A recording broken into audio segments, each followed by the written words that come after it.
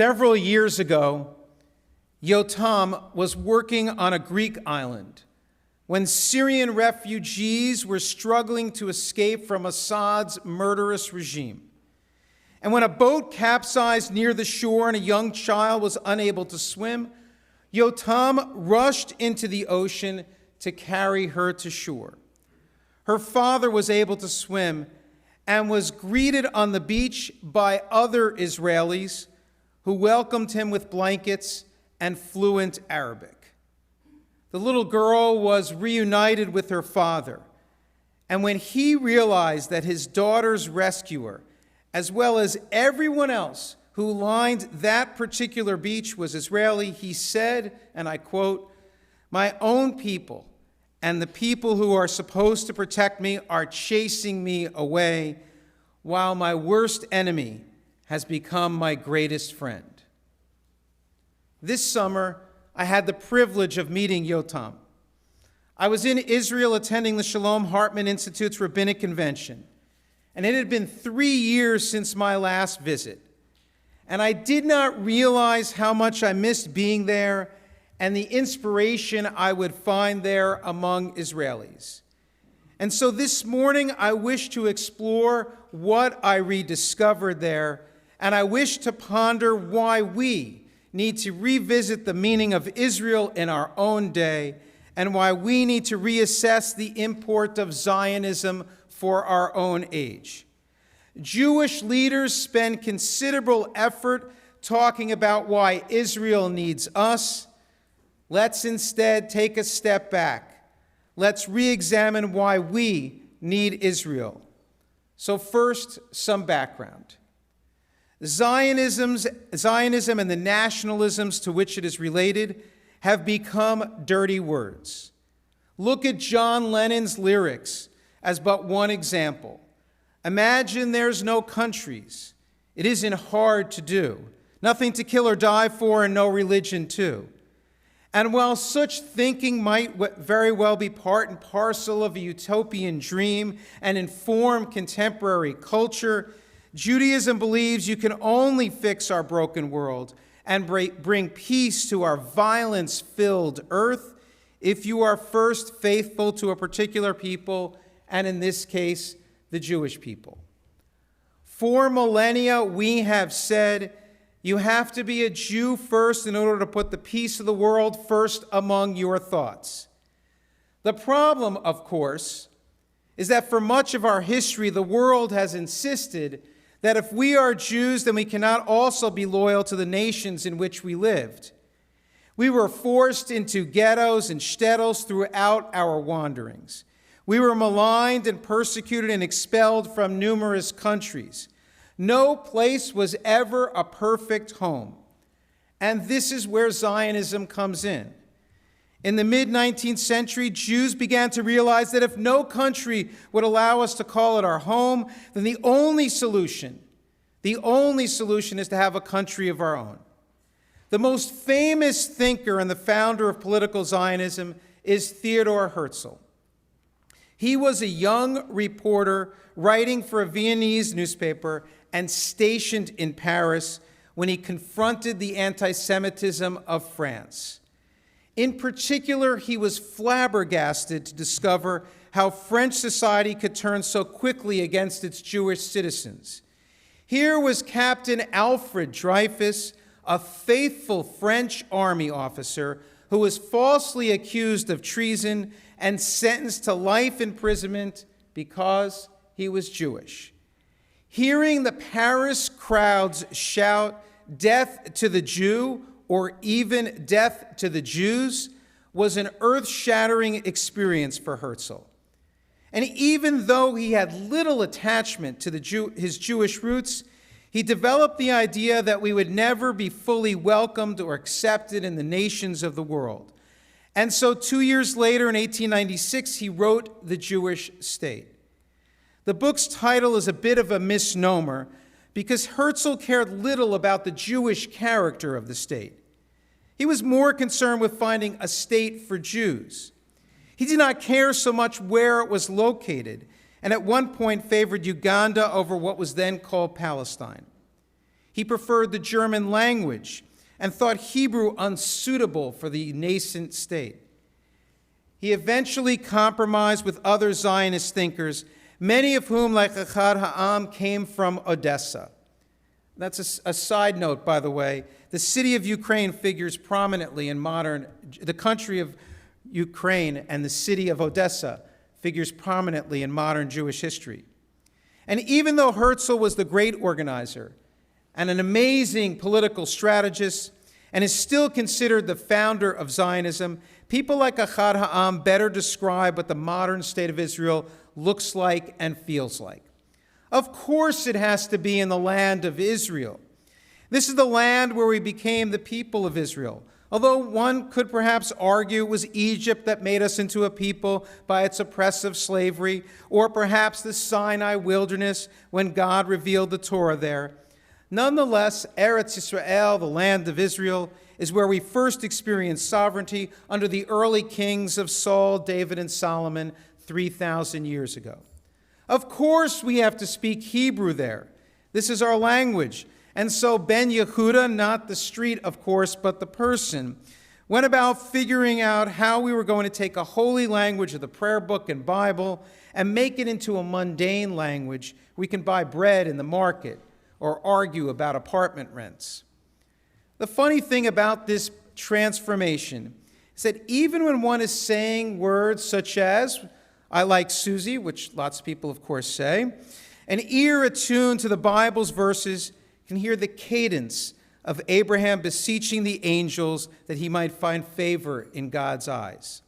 When one walks through the streets of Jerusalem, one rarely loses sight of the fact that here King David ruled, or on that mountaintop in the near distance, Abraham almost sacrificed his son Isaac. You can feel it in the streets, and you can hear it in the words. We have returned to this place. It's not like we traveled to some ordinary piece of territory for which Herzl negotiated with the rulers of his day, but instead we returned to the very same place and restored there what we always believed and imagined was ours. Herzl's Zionist vision has been transformed. It is no longer about how we best can respond to anti-Semitism. It is a bitter irony, one must say, that Herzl believed the establishment of the state would end anti-Semitism. In our own age, we have seen anti-Semitism increase and have witnessed it leveled against the Jewish state, most especially on the college campus. Hatred of Israel has turned against Jewish students who've been ostracized from student organizations, or even in one case excluded from a sexual assault survivor group, or attacked during university's Israel Apartheid Week. Anti-Zionism has become synonymous with anti-Semitism. It's as if the state of Israel stands like Captain Dreyfus in that Paris square with anti-Semitic vitriol being hurled upon it. We remain the target of anti-Semite hatred even as it hides behind the flags of intellectual freedom and progressive values. Israel does not solve anti-Semitism. Zionism is about a return to history. In the land of Israel and as the state of Israel, we will write our own history. What happens to us will largely be a result of our own decisions rather than those of a ruler who might look at us kindly or a country who treats us harshly. That is Zionism in a nutshell. History is ours to write in the only place our people ever truly called home. We've returned to history and we have returned home. Israel has therefore served as a safe haven for Jews fleeing from persecution. When the state of Israel was founded, there were approximately 600,000 Jews living within its borders. Today, there are nearly 7 million. Many of them rebuilt lives there after the near destruction of European Jewry in the Holocaust. Far more might have been saved if there was a Medinat Yisrael, the state of Israel, although it is folly to think that anyone in the 1930s could have foreseen Auschwitz's gas chambers. Far more fled from persecution in Arab countries. Ed Ezer, a sweet friend and a member of our congregation who died this past year, left the violence and anti-Semitism of his native Baghdad and found rescue in Israel.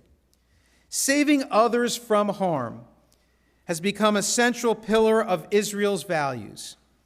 I recall well when Prime Minister Menachem Begin, a Holocaust survivor, insisted in the late 1970s that Israel welcome Vietnamese refugees who were found floating at sea by an Israeli merchant vessel and who were barred from entering any and every country in the world.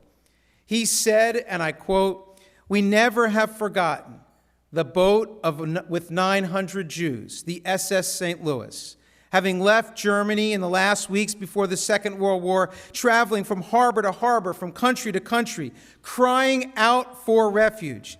They were refused. Therefore, it was natural to give those people a haven in the land of Israel. And Begin granted these Vietnamese refugees Israeli citizenship. And although perhaps it was only a token number, this act served as a fitting reminder of Israel's lofty dreams for itself. It must rescue Jews from harm. It must alleviate the suffering of those fleeing from persecution. Where are such leaders today when Israel is confronted with Sudanese refugees trekking through the Sinai desert to cross into the land of Israel? Where are the leaders who understand what Israel truly means and what its founding generation passionately believed? And here we come to our relationship with Israel and our present estimation of Zionism. Let me state my worry very clearly. Israel and Zionism are slipping away from the grasp of American Jews. And it is doing so for several reasons. The first is that we spend too much time thinking about Israel not as a place where 9 million people are called citizens. There are approximately 2 million Palestinian and Arab citizens of the state of Israel, in addition to the 7 million Jews. Instead, we think about Israel as some dreamy place. Israel is the stuff of myths. And too often we caricature Israel as the perfect antidote to anti-Semitism, where brave soldiers are fighting against genocidal enemies, or where paratroopers swoop in to save Jews from harm. And while it should be abundantly clear that Israel's enemies are menacing and dangerous, this does not mean its response is always perfect, as it most certainly was in Entebbe. Just because the enemies are potent does not mean that everything we do is right and correct. When Israel is seen as increasingly militaristic and, for example, its understandable security needs hold it back from raising moral outrage against Putin's onslaught in Ukraine, we lose our Zionist ideals and we lose future commitment. Furthermore, the nation state has become a maligned word. This should not be the case. Every nation has tumultuous histories, including our own. They have all done wrongs, including Israel. And even though the founding of Israel is the fulfillment of our millennial hopes and prayers, it does not, it has not, and as well it cannot always live up to the dream of acting on the values as its declaration of independent states, freedom, justice, and peace as envisioned by the prophets of Israel. By all means, it should try. By all means, it should discuss past mistakes and seek to make amends. By all means, Israel should not say, "We will get closer to the dream only when they stop attacking us." The fulfillment of our dreams should never be dependent on what others do or do not do. Zionism is about writing our own history. Let's focus on that and let's write it. Here in the U.S., Zionism must not become synonymous with one political party over another. Everyone loses when support for Israel becomes aligned with only one party.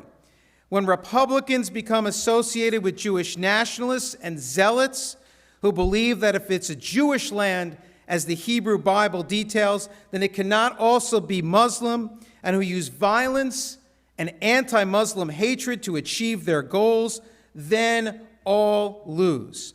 When Democrats do not raise their voices against those who use anti-Semitic tropes in their criticisms of the Jewish state, or who conflate the clear moral difference between the IDF's use of arms and Islamic Jihad's use of rockets, everyone loses. Israel loses, and we lose. Defend Israel. Love Israel. Visit Israel. But for Israel's sake and ours, don't mythologize Israel. It's a real place with many strengths and even some weaknesses, like many countries who've had to make their way through this fractured world. I worry that many American Jews, in particular millennials and Gen Zers, think a nation's borders, and in this case, Israel's security fences, are only about keeping others out, rather than safeguarding and strengthening those who live within. That is the first goal and the first responsibility of having a nation of our own. Within these walls, we can better learn, we can better teach, we can better learn how to reach out to the world at large. Menachem Begin understood Israel's higher meaning within his soul. The suffering he endured most certainly made him skeptical about the world's intentions, but it also attuned his spirit to the world's pains. This is the Zionist message we must take to heart. This vision is how many Israelis continue to view their state's mission. Take but a few examples. When I was in Israel this summer, I had the privilege of visiting the headquarters of the Joint Distribution Committee. The JDC was founded in 1914 to help starving Jews in what was then Ottoman-ruled Palestine. It has since become the leading Jewish humanitarian organization and has helped ease suffering in over 70 countries. In some of these countries, its work remains hidden from view, or its Jewish affiliation flies below the radar. It focuses on helping other people in need. A significant portion of its funding comes from the State of Israel's budget. And there at the JDC offices, we are welcomed into what only can be described as, I think, a war room, tracking the fighting in Ukraine. And even though it was former soldiers staffing this room with large computer screens displayed all around us and about which we were forbidden to take pictures, it was not tracking troop movements or the alignment of Russian and Ukrainian soldiers, but instead following the steps of Jewish refugees trying to get out. There were cell phone numbers flashing on the screen, indicating the last known position of this person or that, lights illuminating which border was more promising for escape, and lighted notes indicating where someone had found temporary housing, and so on. Here are Israelis using their know-how and fulfillment of their values. They were trying desperately to save lives and bring Jews to safety. And in their eyes, being Jewish and being Israeli is synonymous with compassion. Next, we traveled to Tel Aviv and found our way to the promenade overlooking the city's fabled beaches. We went to Social Space Tel Aviv. Here is its story. This building used to be called the Pussycat Strip Club. It took years to shut this club down, even after it became widely known that its owners encouraged prostitution and were guilty of human trafficking. Yes, Israel is sometimes too real. And at first some might be saying, I wish the rabbi would not say such things out loud and muddy my dreams. Let my impression of the Jewish state remain neat and tidy. Let go of the myths.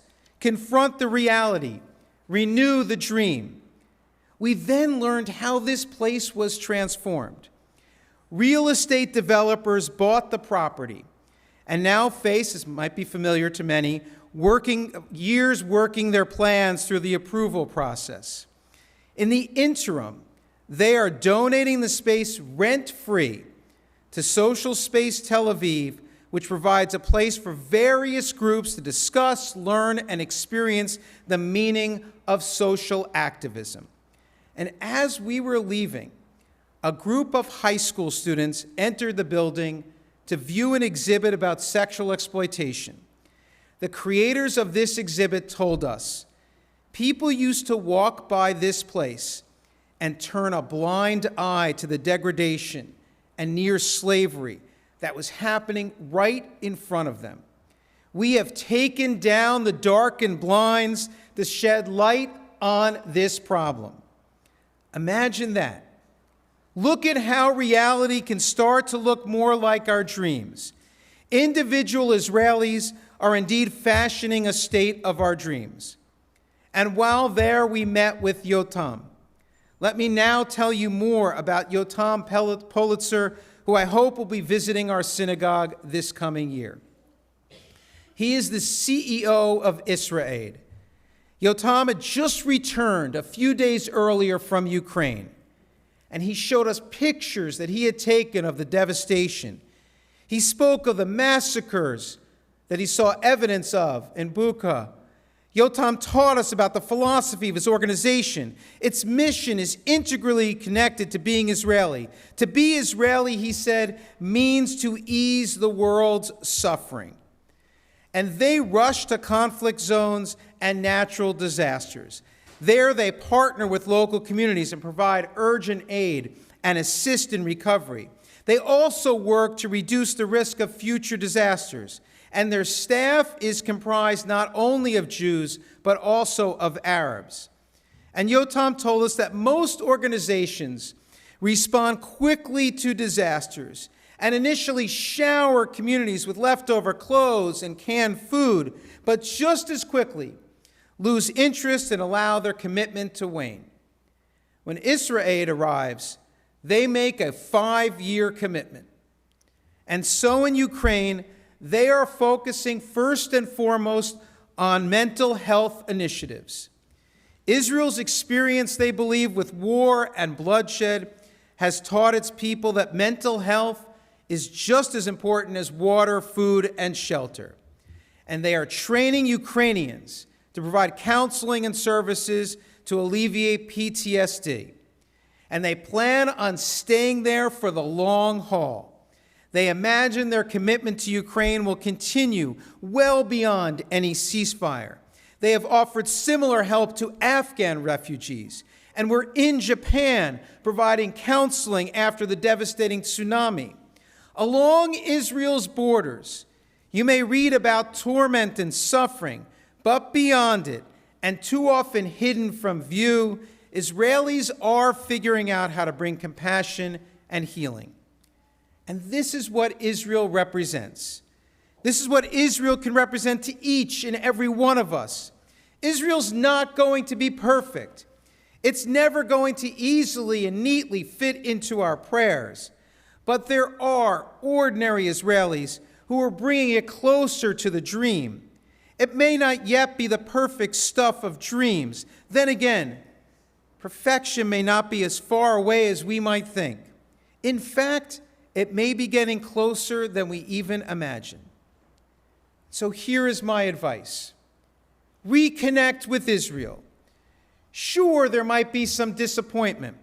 People live there. And like everywhere else where people are involved, there will sometimes, and maybe more often than we would like and hope, be disappointment and even tragedy. But you will also find inspiration there. Israel may not be our physical home, but is where our spirit lives and where it can be revived. Love Israel. Why? Because Zionism and the modern state of Israel is the fulfillment of our Jewish destiny. It is where a great and unfolding story is being written, and it is where we will continue to write our own history. Take part in it. Take part in this for your sake as much as for Israel's.